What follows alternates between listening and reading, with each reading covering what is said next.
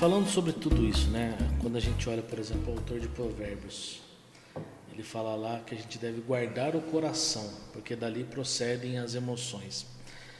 Como é que para você, como é que você interpreta e valoriza essa instrução bíblica para a própria vida, especialmente considerando os desafios emocionais e espirituais que muitos enfrentam hoje?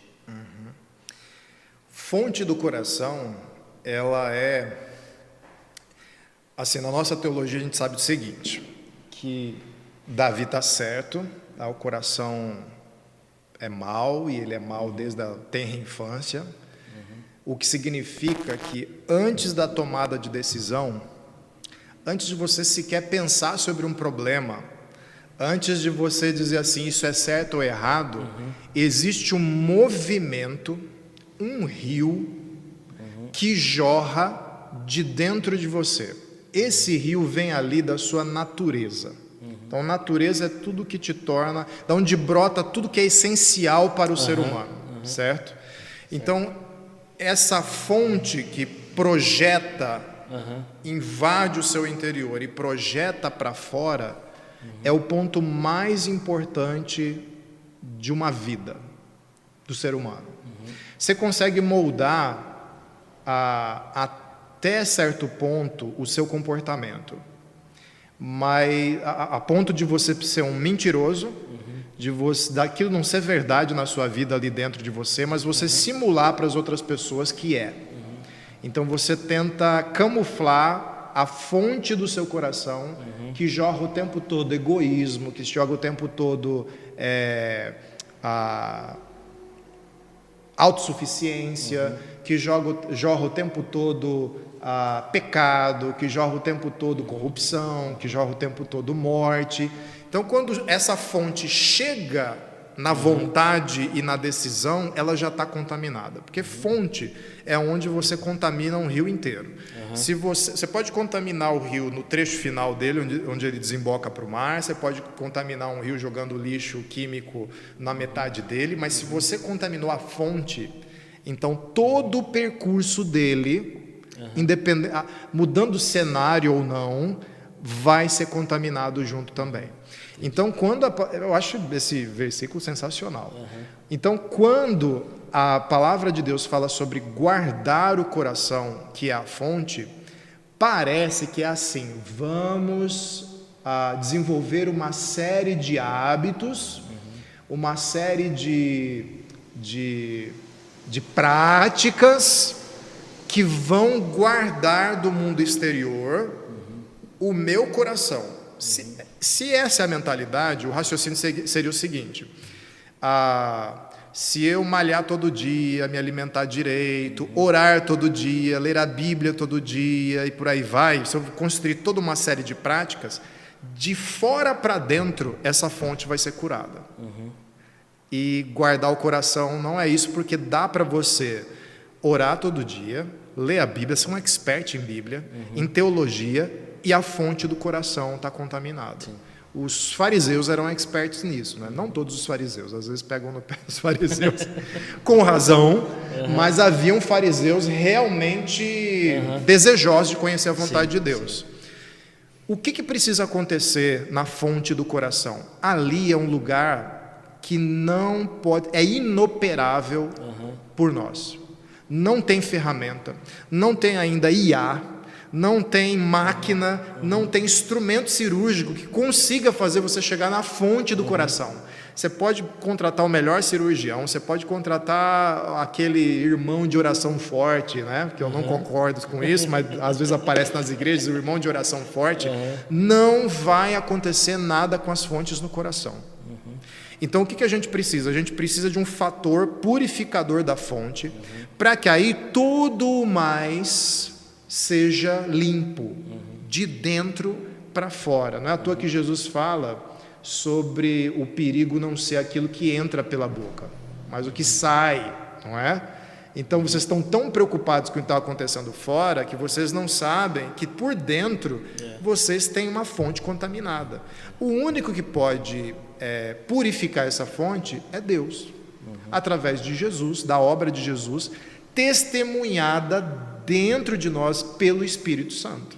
Então é uma cirurgia no coração, é trocar o coração de carne pelo coração de pedra pelo coração de carne, né? Como a gente vê no Antigo Testamento, ou seja, uma troca de coração cirúrgica que Deus faz em nós.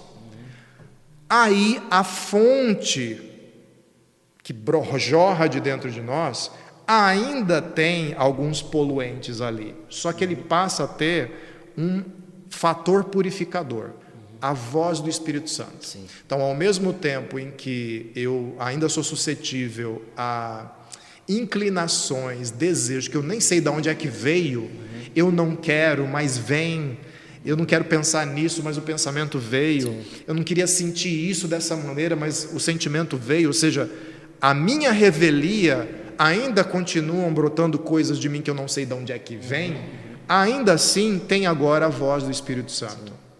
Só que a Bíblia também fala que é possível você silenciar a voz do Espírito Santo e entristecer o Espírito Santo. Ou seja, nesse mundo ainda há influência dos fatores externos e do nosso próprio coração. Resumo da ópera. De forma muito simples, tá? De forma muito simples, é como se Deus já tivesse servido uma mesa de alimento saudável, né? Alimento que vai purificando dentro de nós. E ele diz assim, olha, tudo que eu estou fazendo por você é graça, sou eu que estou operando, sou eu que estou transformando a sua vida, mas parte desse processo envolve, Daniel e Sauro, vocês chegarem na mesa e comer o que eu estou servindo. E nisso Deus envolve todo o nosso ser. Sim. Aí é que entra a oração, aí é que entra a palavra de Deus, aí é que entra... O que às vezes, eu conversei esses dias, eu estou me estendendo aqui, mas acho que vai ser legal isso aqui. Eu conversei esses dias com uma discípula de Jesus, que parou de ir à igreja. Ela perdeu uma pessoa muito importante na vida dela. Ela sabe a verdade de Deus, ela diz que crê na verdade de Deus, ela crê em Jesus como Senhor e Salvador da sua vida, ela crê na obra do Espírito Santo, não é alguém que acabou de entrar na igreja, como a gente poderia dizer. Só que na conversa com essa pessoa,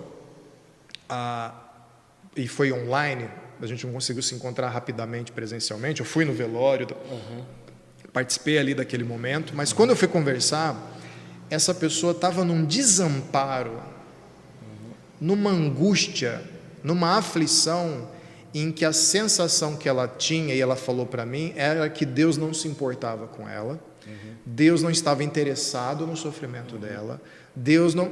De onde vêm essas questões? Por que esse desamparo? O que aconteceu que alguém que sabe disso não consegue trazer...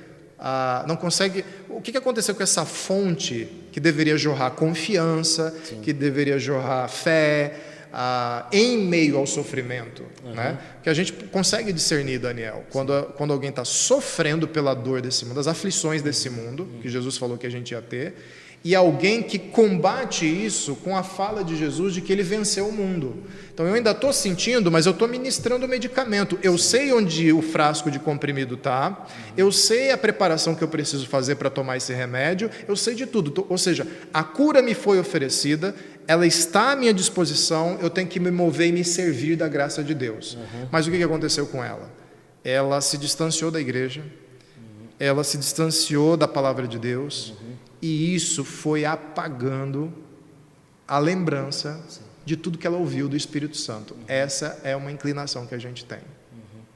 E o que foi tomando conta dela foi um pavor da pressão do mundo, dizendo para ela, você perdeu o seu ente querido, ele não volta mais, você está abandonada nesse mundo, e ela caiu numa grande ansiedade existencial, num grande sofrimento existencial. Qual foi a minha conduta? A minha conduta foi, eu não vou conseguir fazer uma operação espiritual no coração dela. Então, o que eu preciso fazer é relembrá-la do óbvio. Relembrar que Deus está com ela, que o Espírito Santo que habita nela é consolador.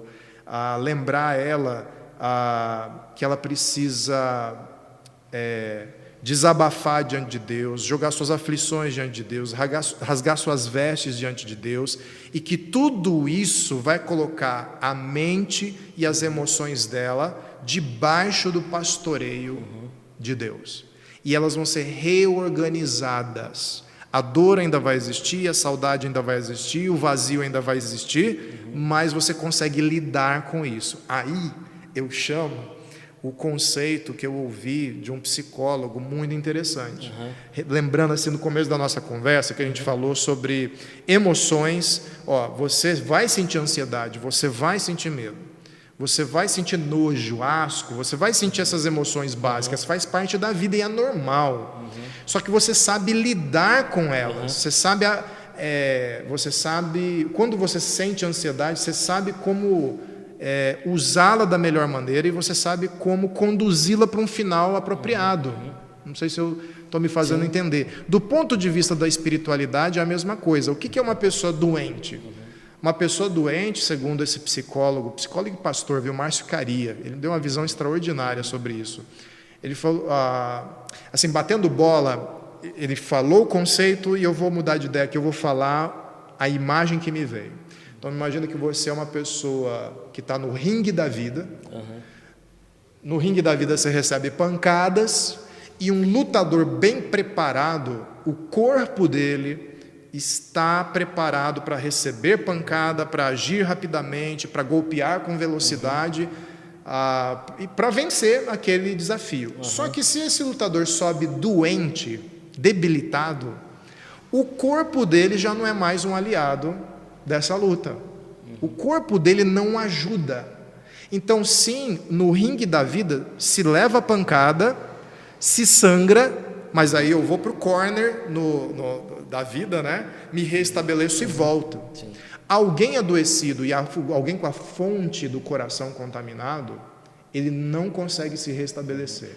Então, se a fonte jorra ira e a vontade dele passa a ser governada pela ira, e as emoções passam a ser ira, e a prática do corpo passa a ser ira e violência, ele não tem como.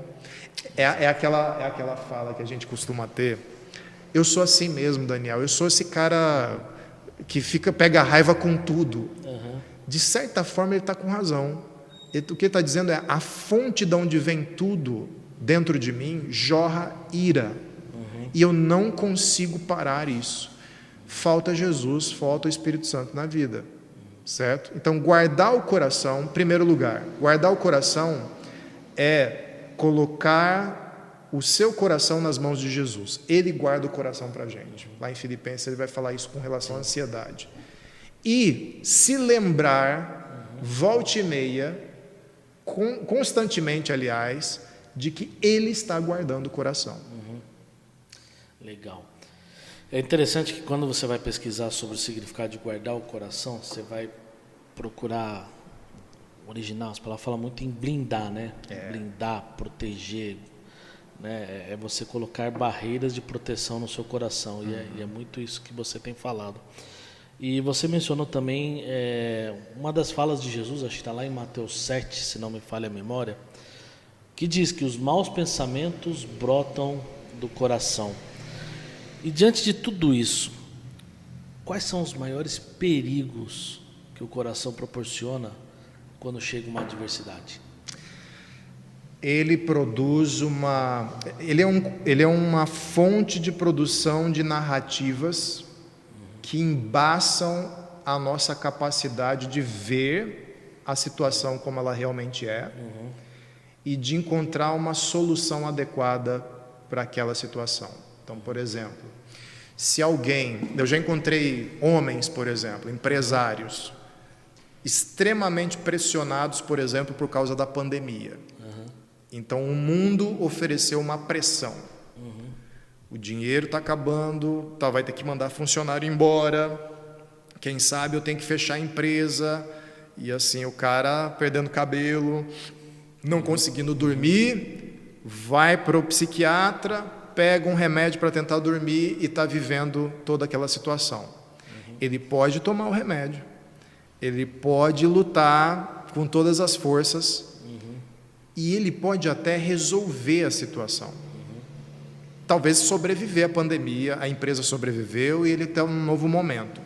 Esse novo momento vai fazer o coração dizer assim, tá vendo? Você consegue superar as situações e as adversidades. Então a narrativa do coração vai ser, você consegue ser a fortaleza necessária contra qualquer pressão do mundo. Só que todo mundo tem a experiência, todo mundo, todo ser humano, por mais egocêntrico que ele seja, tem uma vozinha lá no fundo que fala assim, mas você sabe que não é tudo isso, né? Você sabe que há perigos nesse mundo e situações nesse mundo que podem te derrubar. E mesmo uma pessoa que passa ao longo da vida com essa narrativa e teve grandes conquistas, ganhou muito dinheiro, tem grandes relacionamentos e tudo mais, ele é confrontado com um fato incontornável por qualquer narrativa que seja procedente do coração. Ele vai morrer. E contra isso ele não consegue fazer nada. Alguns conseguem sentir o sabor da morte na vida, ao longo da vida, com mais consistência. Outros são iludidos pela narrativa do coração de que as suas vitórias demonstram que eles conseguem resolver a situação. Certo? Então, o coração ele oferece essa narrativa. Mas tem outras narrativas. Tem um outro extremo, por exemplo. Você está sozinho nesse mundo e é isso mesmo, você está perdido. E aí a pessoa entra em pânico. A pessoa é dominada pela ansiedade. A pessoa fica trancafiada em casa. Eu conheço pessoas que até hoje não saíram de casa desde a pandemia.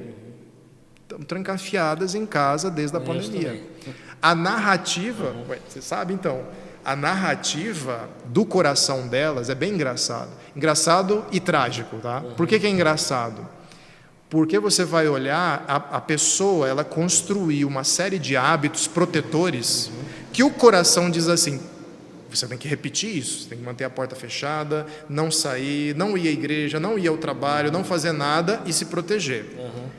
Horas, seja na carta que veio pelo correio, seja no marido ou na esposa que saiu para fazer compras e não expô-la aos eventos exteriores. Você vai ter contato com germes, você vai ter, por mais que você limpe, você vai ter, mas o coração diz assim, reduza o mundo até o ponto que você tem a sensação de que controla tudo.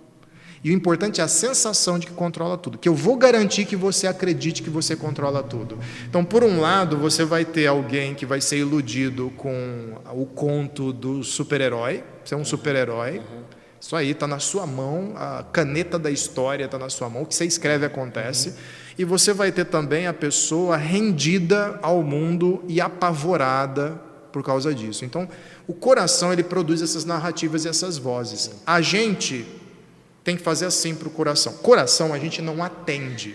Esquece essa balela de... Você que está ouvindo a gente aí, esquece essa balela de ouça seu coração. Meu coração está mandando.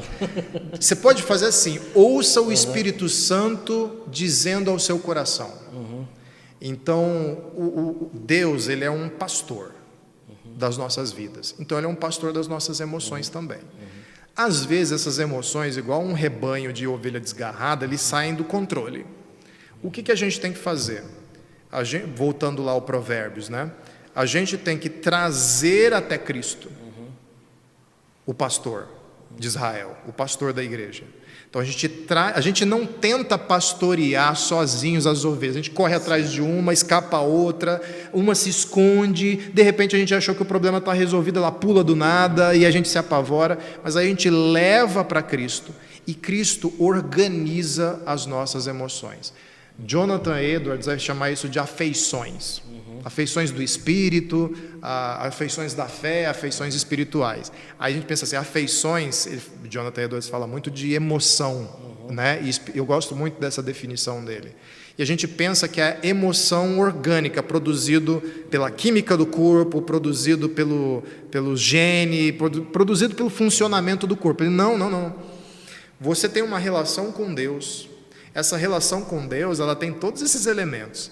ela produz anseio, ela às vezes produz medo de Deus, ela produz maravilhar com Deus, ela produz... Tem um jeito de se relacionar com Deus como uma relação primária e mais importante, que quando ela está organizada, todas as outras relações se reorganizam. Então, literalmente, se eu estou bem na minha relação com Deus, eu terei condições de encarar as demais relações, com o mundo e com as pessoas, melhor. Então, eu resolvo, enquanto é resolvida em Cristo a minha relação com Deus, todas as demais relações são realinhadas. Você tem isso, por exemplo, quando Jesus é batizado, e no batismo a gente sabe que ali ele exteriormente confirma que representa um povo, né?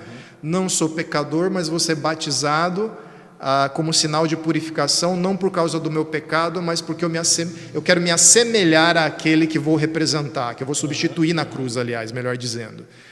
E aí os céus se abrem e tem uma voz que diz da relação entre o filho e o pai, né? Este é meu filho amado em quem tenho prazer, ou em quem me comprazo.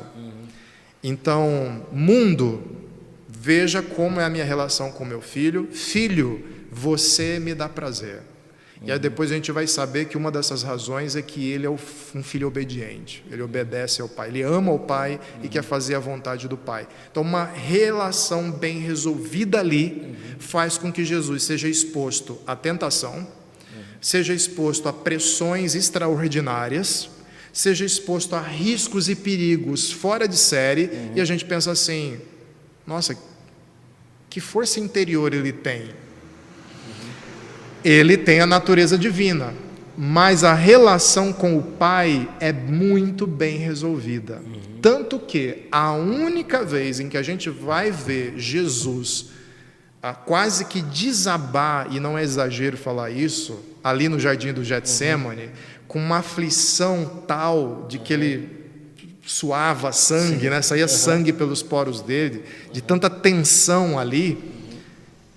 Você pensa, como é que alguém que andava sobre as águas, que acalmava a tempestade, que fazia curas, que o pessoal ia apedrejar ele passava pelo meio das pessoas de uma forma extraordinária, que tinha tantas certezas, como é que ele está padecendo disso ao ponto de beirar o desespero? E aí a gente sabe que naquele momento ele antevê o quê? Os pecados do mundo inteiro sobre ele. Sim, mas o pecado é a separação e mancha a nossa relação com Deus. Portanto, as nossas emoções com Deus. Quando Jesus antevê que o Pai vai romper aquela relação harmoniosa para olhá-lo como o pecador que nós somos, e ali ia ter ira, rejeição, justiça, tudo aplicado castigo aplicado de uma vez só, Jesus, homem, perde o vínculo relacional com o Pai, ele antevê isso e se desespera. Então o que a gente tira daí? Toda a firmeza, maturidade, saúde emocional de Jesus, saúde mental de Jesus, o Jesus homem que eu estou dizendo, ela é ancorada na relação com o Pai. Isso é extraordinário, a ponto de, antevendo isso, as emoções dele saem do controle, a gente vê um Jesus bem frágil. Agora, vamos encarar nós pecadores. Se a nossa relação com Deus, e espiritualidade é isso, Deus é espírito, espiritualidade é a nossa relação com Deus que é espírito, por isso espiritualidade. Então não é mecânico, é uma relação. Se a nossa relação com Deus ela está mal resolvida, em qual é a minha identidade diante de Deus, como Deus me enxerga, como eu lido com Deus, como eu lido com o meu pecado que me separou de Deus, se isso não está bem resolvido, todo o resto se bagunça, assim como Jesus no Getsêmani. Pior e mais constante do que Jesus no Getsêmani, porque a gente sabe que depois ele ressuscita, e aquele momento foi um momento, uma janela de semelhança ao homem pecador, mesmo sem ele ter pecado, inédita, única e que nunca mais se repetirá.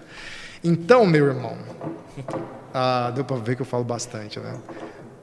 Então, meu irmão, quando a gente ouve Jesus falando do coração, a gente vê um Jesus que guarda o nosso coração, as barreiras são dele, e que nós, vou dar o último exemplo, eu prometo.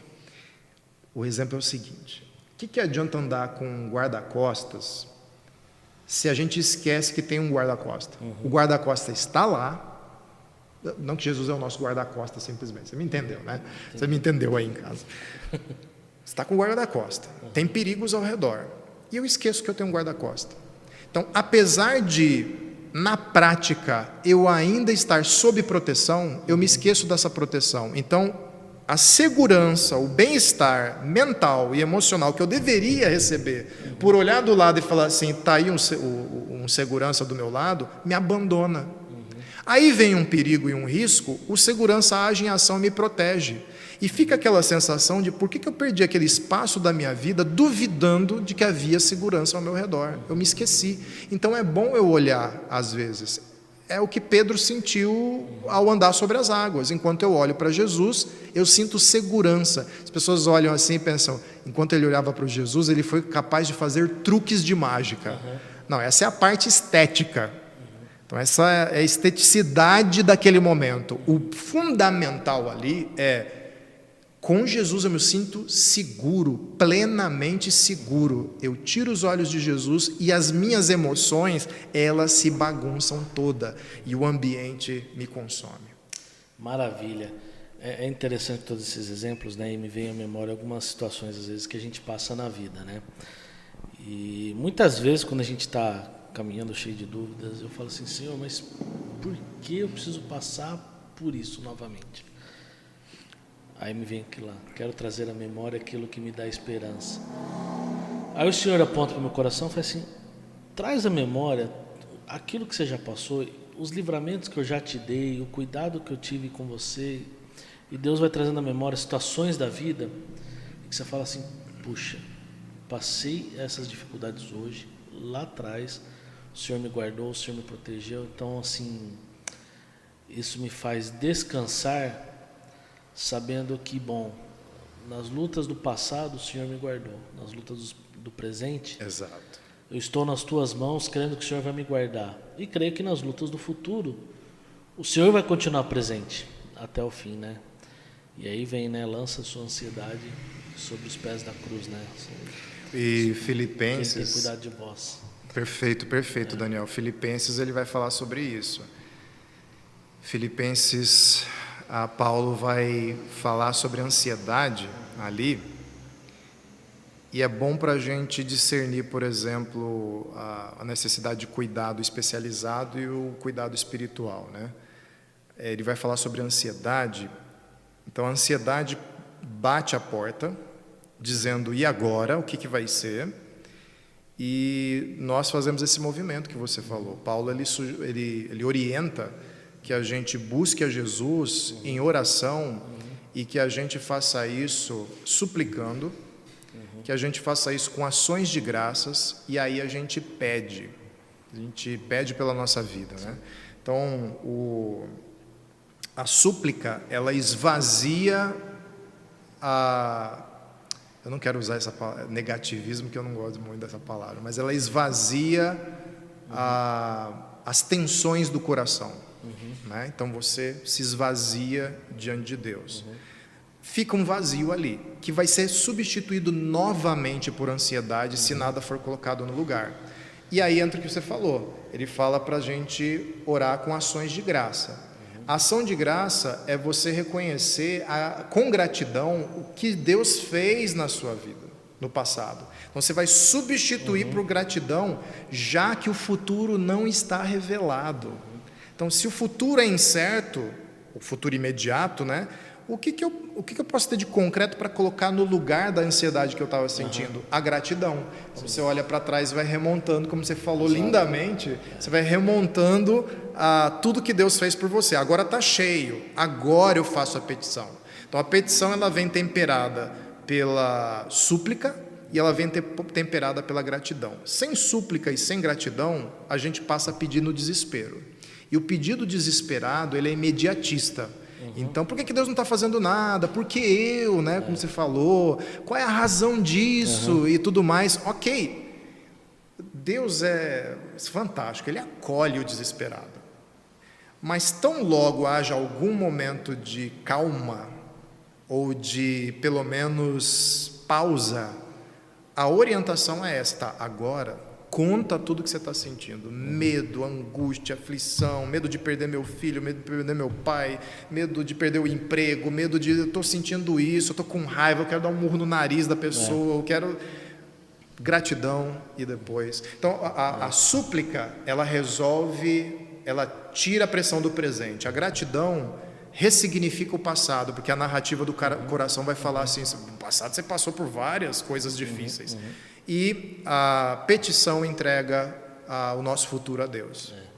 E é interessante, porque eu vejo isso como Deus realinhando o nosso coração, né? Me lembra muito... Exato. Quando Deus passa a questionar Jó, fala assim: onde o senhor estava quando eu criei todas as coisas, né? E depois Jó fala assim: agora os meus olhos podem, né, ver. Então, assim, me lembra muito ali, você vê aquela experiência de Jó, os amigos tentando plantar dúvidas no seu coração, e Deus, uma hora, ele para e começa a fazer uma série de perguntas para Jó, realinhando o coração dele. Exato. Né? Deus substitui a narrativa do coração pela narrativa dele, do caráter dele, das obras dele, e nós temos isso de forma mais plena com Jesus, das promessas. Então, as promessas, semear a promessa no coração é uma outra maneira de você combater a incerteza, porque às vezes não tem um problema imediato, são só aquelas ameaças mais gerais. Posso morrer. Quem tem síndrome do pânico, por exemplo, não tem uma ameaça imediata. Tanto que a gente chega tentando racionalmente convencer a pessoa, né? Tá vendo? Não tem nada. Um professor meu de seminário, ele falou assim, ele fez uma pergunta uma vez: seminaristas, né? Alunos, o que você faz se o seu filho chegar para você tarde da noite chorando, dizendo que tem um monstro debaixo da cama? Todos, inclusive eu na época, falavam assim, variações de: eu vou lá, acendo a luz, mostro assim para debaixo da cama, tá vendo? Não tem monstro. E surgiram variações disso. Aí ele falou assim: e vocês acham que resolve? Com sinceridade. Aí a gente: não. Na noite seguinte, ele vai fugir, e a gente vai falar aquela famosa frase: mas papai já não falou que não tem aqui, e a gente vai se impacientando com isso. Aí ele falou assim: sabe o que você pode fazer? Você pega o seu filho, dá um abraço nele,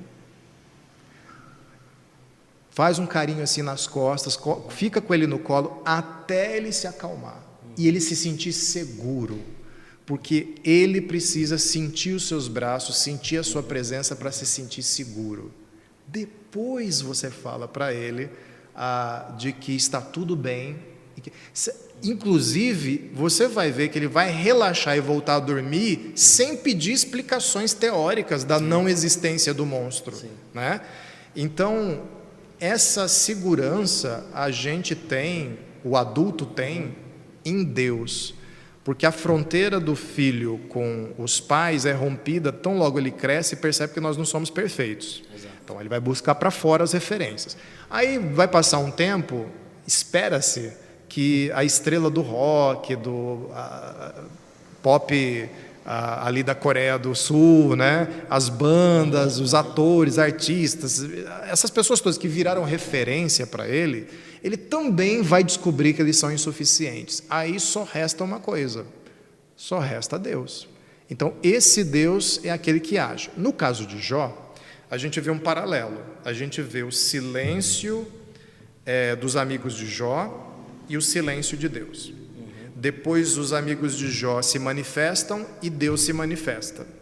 O movimento de ambos, seja Deus, seja o grupo dos amigos de Jó, são semelhantes. Os amigos de Jó vão bem até abrir a boca. Então, até abrir a boca, eles estão ali dizendo lindamente, maravilhosamente: estamos aqui com você. E passaram alguns dias ali só compartilhando o sofrimento dele e marcando presença ali. Todo mundo que já sofreu grandemente sabe que ter alguém que você sente que se importa com você do seu lado ajuda sim. Não resolve o problema, mas ajuda a passar pelo problema. Deus se mantém em silêncio também. Só que os amigos de Jó vão jogar a culpa nele. Então você tem que fazer alguma coisa, ou você fez alguma coisa, no caso, que te jogou nessa situação. Então você tem que aceitar e miserável homem que você é. Deus, no caso, a conversa não vai ser em torno de Jó. Não adianta Deus falar assim, tá vendo? Olha, nesse mundo as pessoas têm doença. Como é que você achou que não ia ter doença? Nesses mundos, as pessoas, tem ladrões e criminosos que matam pessoas e roubam o que elas têm. Como é que você achou que não ia ter? Isso acontece, tá? Isso não foi o discurso de Deus. O discurso de Deus foi, dá uma olhada em mim. Quem sou eu? E aí Jó vai... Quando ele toma a noção breve ainda, a gente sabe que nunca é total de Deus, mas breve da imensidão de Deus e do caráter de Deus, ele se rende, né? Esse é um segredo. Antes eu te conhecia só de ouvir falar, mas Exatamente. agora de contigo andar, né? Os meus olhos podem ver.